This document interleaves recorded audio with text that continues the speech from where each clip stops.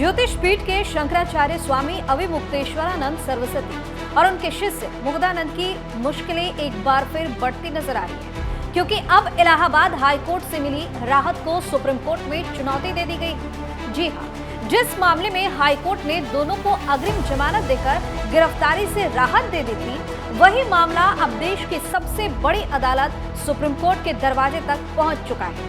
और अगर यहां से रुख बदलता है तो पूरी कहानी पलट सकती है। नमस्कार, आप देख रहे हैं अनकोट, मैं हूं आपके साथ दिव्या सिंह। दरअसल श्री कृष्ण जन्मभूमि मुक्ति निर्माण ट्रस्ट के अध्यक्ष और शंभा कुमारी पीठाधीश्वर आशुतोष ब्रह्मचारी ने सुप्रीम कोर्ट में याचिका दाखिल की। उनकी मांग है कि इलाहाबाद हाई कोर्ट की तरफ से दी गई अग्रिम जमानत को तुरंत रद्द कर दिया जाए।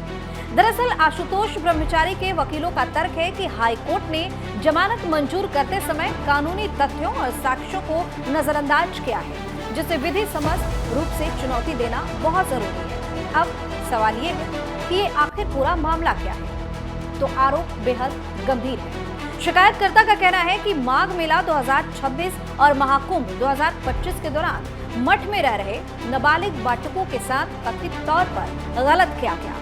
इस आरोप की गंभीरता को देखते हुए प्रयागराज के विशेष पॉक्सो कोर्ट ने पुलिस को एफआईआर दर्ज करने का आदेश दिया था। इसके बाद झूसी थाने में स्वामी अविमुक्तेश्वरानंद और उनके शिष्य मुग्धानंद के खिलाफ केस भी दर्ज हुआ। जांच के दौरान पुलिस सूत्रों का दावा है कि 2 बच्चों के बयान दर्ज किए गए हैं और मेडिकल रिपोर्ट में भी शोषण की पुष्टि होने की बात कही जा रही है। यानी जांच एजेंसियों के मुताबिक मामला हल्का नहीं बल्कि बेहद गंभीर है।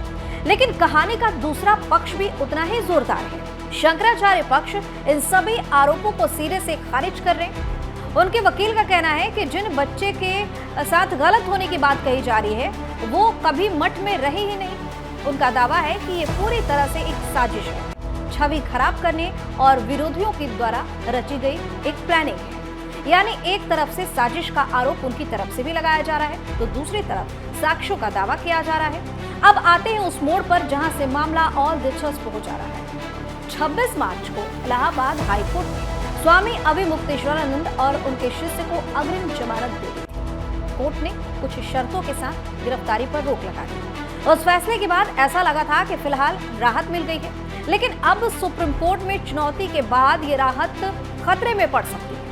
अगर सुप्रीम कोर्ट इस याचिका को सुनवाई के लिए स्वीकार करता है और हाई कोर्ट के फैसले पर सवाल उठाता है तो हालत पूरी तरह से बदल सकती है। यानी कि गिरफ्तारी पर लगी रोक वो भी हट सकती है और कानूनी मुश्किलें कई गुना बढ़ सकती है। तो जिस तरीके से अब ये याचिका सुप्रीम कोर्ट पहुंचा है वो स्वामी जी के लिए टेंशन वाली बात हो गई है। इस पूरे मामले में सबसे अहम बात यह है कि ये सिर्फ एक कानूनी लड़ाई नहीं है, बल्कि इसमें आस्था, प्रतिष्ठा और गंभीर आपराधिक आरोप तीनों एक साथ जुड़ गए हैं। अब सबकी नजरें टिकी हैं सुप्रीम कोर्ट पर, जहां से आने वाला फैसला तय करेगा कि ये मामला किस दिशा में जाएगा।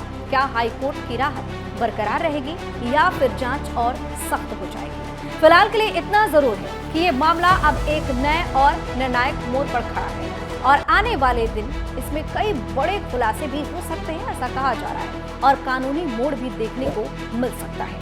आप अपनी राय हमें कमेंट में जरूर बताएं। चैनल को सब्सक्राइब करें, वीडियो को लाइक और शेयर जरूर करें। बहुत बहुत धन्यवाद।